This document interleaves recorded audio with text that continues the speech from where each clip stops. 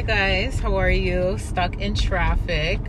I want to talk to you guys about something, and I've been meaning to talk to you guys about it. I think it was day before yesterday. I was supposed to talk to you guys about it, but I want to talk to you guys about obedience. Obedience. And I know you guys have heard plenty of times obedience is better than sacrifice, and it really is. It really, really is. And I want to just say something. No matter how scary obedience can be, the reason why people say obedience is better than sacrifice is because the worst thing is to look back at a moment or time in your life when you were told to do something that could have prevented what you are battling in that current moment. That's the worst thing. Because what happens is you start to remember, you start to reflect on, wait, wasn't I supposed to do this? Or did I have a decision to make relating to this? Or did I have options about this? Or wasn't I told to do this? And you start to look back and you start to regret what you should have done. You know what I mean? And I want to just say, like, when God gives us prophecies and God tells us to do certain things, yes, nothing can block what God has in store for us. Nothing can stop what God has in store for us. But there can be delays. There can be procrastination. There can be stagnation. You see what I'm saying? And a lot of the times, there's people external from us that will do things to us that will try to make us stagnant. But then also, there's times where we can make our own self stagnant by not being obedient, right? And that's what God tries to prevent. God is like, hey, I put you on a plane, and there may have been something that happened along the way where you had to stop halfway through and take the train the rest of the way because of what someone else did, or because of how someone else tried to manipulate, or whatever it is. But now that you're on the train and you're still heading to your destination, because of a lack of obedience, now you got to stop at another stop and you got to get on a boat, which is now going to delay it a little bit more. You see? And I just want to say, this is for someone who's having a very difficult time with obedience. It's not that you don't love God. It's not that you're trying to rebel, or it's not that you're trying to be disrespectful to God. It's just a form of feeling discouraged. It's what it is you're feeling discouraged. And what it is you start questioning the instructions that were given to you only because they don't make sense. And let me tell you something about God. When God gives you instructions, honey, it's not always going to make sense.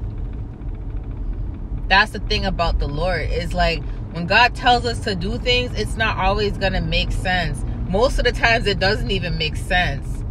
It doesn't.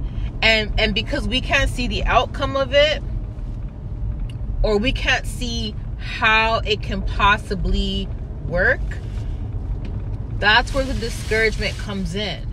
And sometimes it's not even us. Sometimes it's us talking about the little instructions that we receive, and then the external discouragement comes from people. Other people who hear what it is that God told you to do, and they look at it like, okay, that doesn't make sense. I don't think you should do it. And then you're confused because you're like, I know I heard the voice of the Holy Spirit tell me to do this. I know God has been telling me to do this. But God, because of the unknown, because of others in my ear, because it doesn't make sense, I'm afraid to do it. And then guess what you do? You block what it is that He has upcoming for you. Sometimes God doesn't give us details on how He's doing things for us. He just tells us He's going to do it. And it's really up to us to obey along the journey to towards getting to it. There was a woman that I talked to. Had she not been obedient to God, she would not have met her husband. You see what I'm saying? Had I not been obedient to God, I wouldn't have the platform I have today.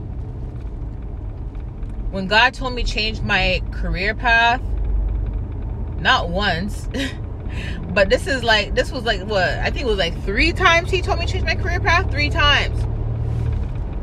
And every time he has done it, it was always like so random. It wasn't like anything planned. It always been random.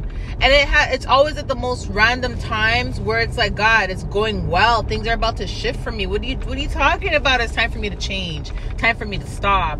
Like, God, what are you talking about? Things just started getting good. I finally just started seeing my fruits. Nah, you gotta switch now. You know? And that's the thing. That's where the hardest decision and the discouragement comes from, because God will literally tell you to walk away from a job that you've literally just been promoted at. God will tell you to walk away from a salary that you literally just got a raise in, you know? And that's the thing. When God tells you to do certain things, you just gotta move. You can't wait. You gotta just move.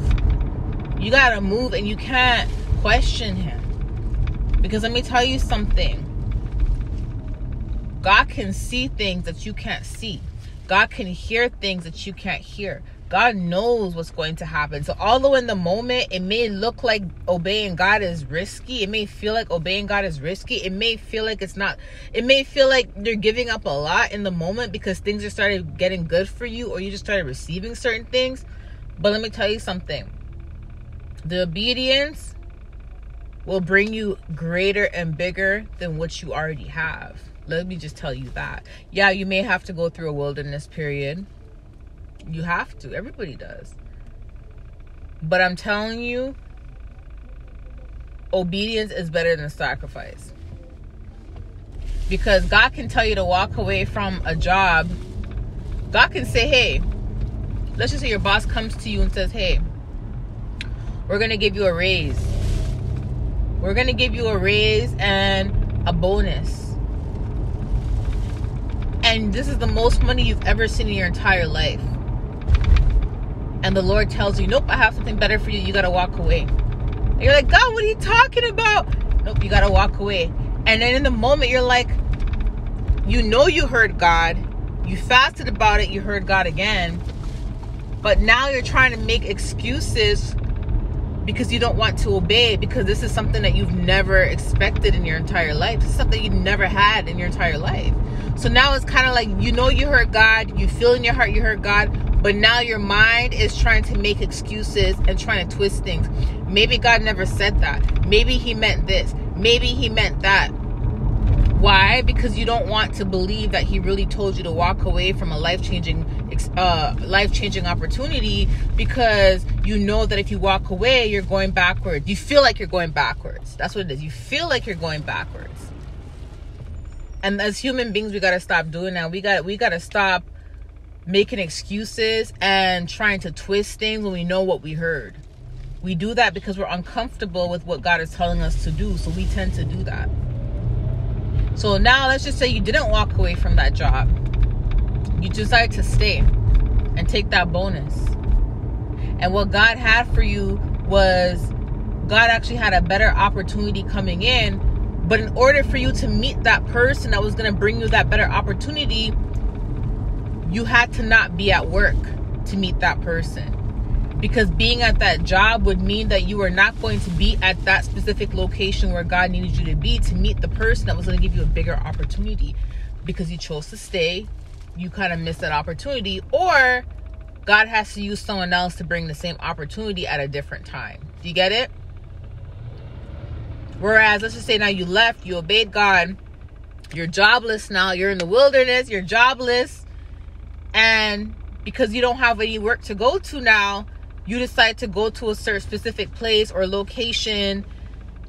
Maybe, I don't know where it is, like a gathering or something, or you decide to go hand out some resumes or applications, and guess what? You meet that person who gives you a bigger opportunity, better opportunity, kingdom opportunity that brings in way more than what you had before, and you see it now as a blessing. And now you're like, wow, God, I'm so glad I didn't accept that position. I'm so glad I was obedient. I'm so glad that, I didn't let the money get to me. I'm so glad that I listened to you. because I wouldn't have had this opportunity. Yes, sometimes when God tells you to do something and he says it so randomly, it won't make sense to you. It won't make sense. You just gotta listen. You just gotta listen. You know, I can honestly say that every single time I've been obedient, I've received something greater and bigger than what I imagined. You see? I'm going to be honest with you. Keep it real with you. In 2018, the Lord showed me a vision. Not 2018, I'm sorry, 2016. The Lord showed me a vision of a car. And I was like, there's no way I'm getting this car. I can't afford that. But it was a prophecy. And then in 2018, I saw an article on the car, exact car he told me to get. In 2018, I saw the article online. And it was actually October 9th when I saw the article. And I screenshot the car and I put it in my phone. Right? I put it in my phone. And that was 2018. And then in 2019, the car was out at the dealership. And the Lord told me to go and sit in the car. And I didn't want to because I was like, God, I can't afford this car. I feel like an idiot going to the dealership looking at it knowing I can't get it. But he told me to go anyways, and I did. I obeyed. I did. And I went. And the year of the pandemic, 2020, February, the Lord told me to buy the car. I'm like, God, if I buy the car, it's a lot of money. I can't put that big of a down payment on the car. Like, I can't do that, God. He told me to put that big down payment down. And I'm like, God, I can't. A lot of people, they do 0 down payments, you know, 10% down payment, 5%. He was telling me to put half of the down payment on the car. I'm like, God, I can't put half of the price of the car on the car. I can't do that because that's coming out my savings. It's the pandemic is here. This is before we went into lockdown. But we knew that COVID has surfaced. We were just never in the lockdown at that time. So this was like February. So I decided to just obey. I obeyed. I'm like, fine, let me obey. I did that, and I had a hard time doing it because I was basically giving away half of my savings, you know. And then when I finally got the car, because I drove the car out the lot right after I did the payment, and they put the paperwork. I drove the car out the lot. Then a week after, the pandemic hit. A week after, not the pandemic hit, but the lockdown happened. A week after the lockdown happened, and I was like, wow, imagine me being in lockdown with no car. And guess what? That was the exact same car that God gave to me, that God showed me from 2018. I drove it out the lot right before the lockdown, and literally I own my car. Like, I own my car. Do you get it? So it's like, sometimes we don't understand why God tells us to do the most random things, and it doesn't make sense to us. But I just want to say that you have to trust him, because he can see what you can't see. You can hear what you can't hear. It's the same concept when God tells us to release people. You may not know why God said don't talk to that person anymore. You may not know why. Sometimes it doesn't mean the person is bad. It may just mean that you being around that person may change you. It may change you. That happens a lot. Sometimes people are around someone so much they change. They try to become the person they're around all the time. So maybe God doesn't want you to change and be like that person because he wants you to be yourself. Or he heard conversations that you never heard. He saw things that you didn't see. He can feel what that person's motives are. He can feel what that person feels about you. And that's why he don't want you talking to that person. Do you get it? So yeah, sometimes obedience may hurt. It may hurt. But let me tell you something. Although obedience may hurt, best believe that whatever God told you to do, best believe that if you do it, you are avoiding something that could have been worse. You are avoiding a bigger obstacle. You are bringing in a lot more bigger blessings by obeying the Lord. And your obedience shows God that he can trust you with greater. He can trust you with more. Remember what the Lord says. If I could trust you with a little bit, I can trust you with a lot.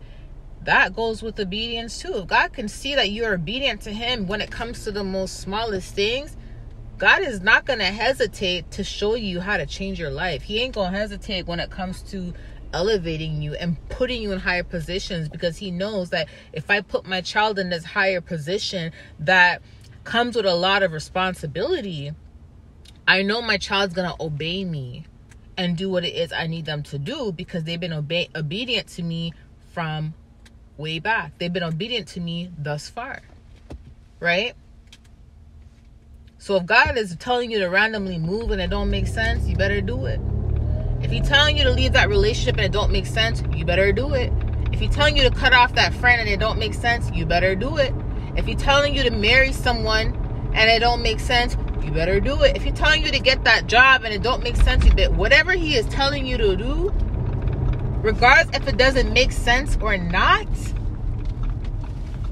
or regardless if it makes sense or not, just be obedient. Just be obedient. Be obedient.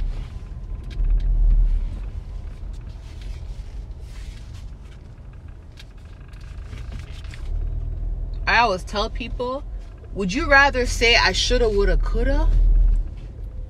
Or would you rather say I'm glad I did? That's what you gotta ask yourself. Do I want to say I wish I did, or I shoulda, woulda, coulda? Or do I want to say I'm so glad I did this?